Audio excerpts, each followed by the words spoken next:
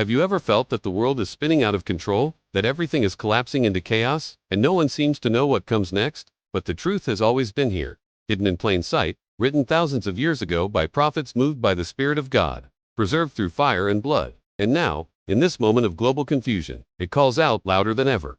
The end-time prophecies are not distant predictions. They are unfolding before our eyes, and the Bible is the complete guide that unlocks them all. From Genesis to Revelation, the story of humanity is marked by divine patterns, warnings, and promises. But only those with eyes to see and ears to hear can truly discern what time it is on God's eternal clock. This is not just about beasts, trumpets, or seals. It's about understanding the heart of God and His plan to redeem, judge, and restore all things. We begin not in the book of Revelation, but in the Garden of Eden, where the first prophecy was spoken. When God declared to the serpent that the seed of the woman would crush his head. This was the first glimpse of the coming Messiah, and also the first warning of a cosmic battle between good and evil, light and darkness, that would stretch across every generation until the final hour. If this truth burned in your heart, don't wait. Hit that subscribe button, like this video, and share it with your family. Someone you love needs to hear this before it is too late. Stay alert, stay faithful, stay ready, because Jesus is coming soon. Fast forward to the days of Noah, a world filled with violence, corruption, and rebellion. Jesus himself said that the end will be like the days of Noah, when men were eating and drinking, marrying and giving in marriage, unaware that judgment was at the door.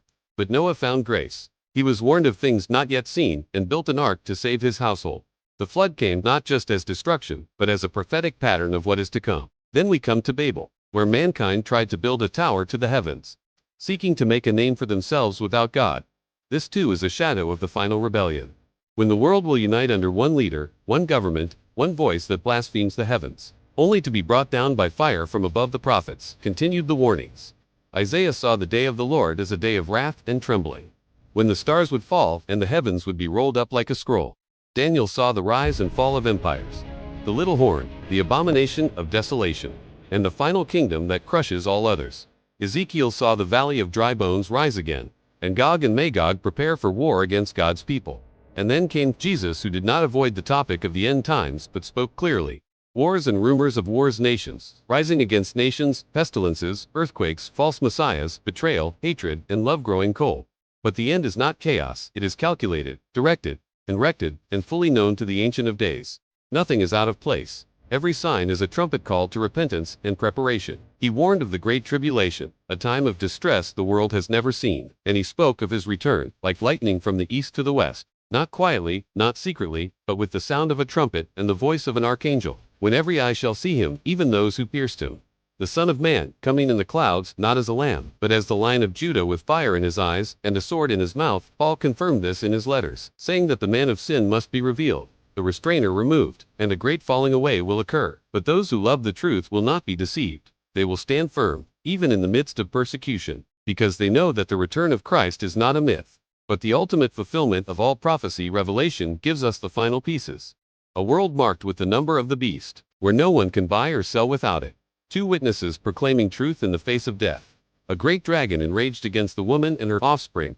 Plagues, judgments, cosmic disturbances, but also the Lamb, the sealed ones, the New Jerusalem, and the final judgment before the white throne. Everything is connected. The ancient prophecies are not isolated. They form a divine puzzle that, when assembled through the spirit of wisdom and revelation, gives us a clear picture of what is coming and how to be ready. The time is short, the warnings are clear, and the invitation is urgent. Now let us go even deeper into the heart of Revelation, where symbols become realities and shadows become fire. For this is not a book of mystery for scholars to debate, but a manual for the saints to endure, a battle cry for the faithful to remain unshaken when the earth trembles and the skies turn black. John, exiled on Patmos, was shown the final act of history, not fiction, but a divine script already unfolding. He saw the Lamb opening the scroll, sealed with 7 seals, each one unleashing judgment and exposing the rebellion of mankind. The white horse went forth conquering, followed by war, famine, and death.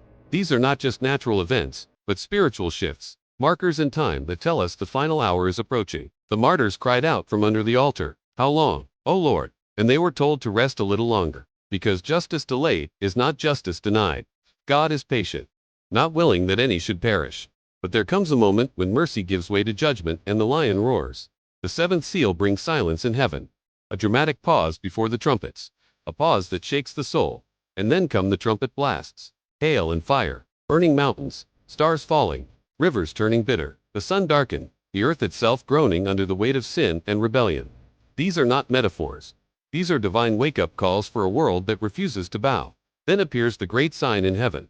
A woman clothed with the sun, a crown of 12 stars, crying out in labor, and a great red dragon seeking to devour her child. This is Israel. This is the church. This is the story of salvation under attack. And yet the child is caught up, and war breaks out in heaven. Michael and his angels fight, and the dragon is cast down, enraged, knowing his time is short. And now, the beast rises, from the sea and from the earth, one with great authority, blaspheming the name of God, demanding worship, and marking all who follow him. This is not merely political power. This is spiritual deception at its highest form. A counterfeit Messiah who mimics Christ but serves the dragon. Those who refuse the mark are hunted, silenced, martyred, but they are not defeated, for they overcome by the blood of the Lamb and by the word of their testimony. They love not their lives even unto death. These are the true warriors of the last days, and their reward is not of this world. The bowls of wrath are poured out, painful sores, waters turned to blood, scorching heat, darkness, and a dried-up Euphrates preparing the way for the kings of the east. And then comes Armageddon.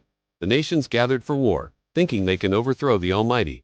But Christ returns, not as the suffering servant, but as the conquering king, with eyes like fire, riding a white horse, clothed in a robe dipped in blood.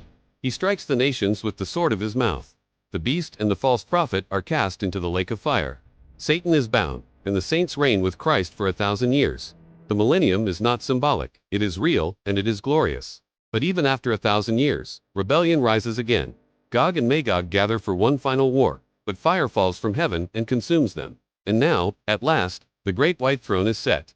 The dead, small and gray, stand before God.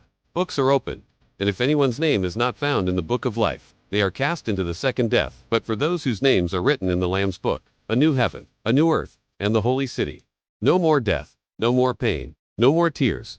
For the dwelling place of God is with man. This is the full circle. From Eden to New Jerusalem. From rebellion to redemption. From prophecy to fulfillment.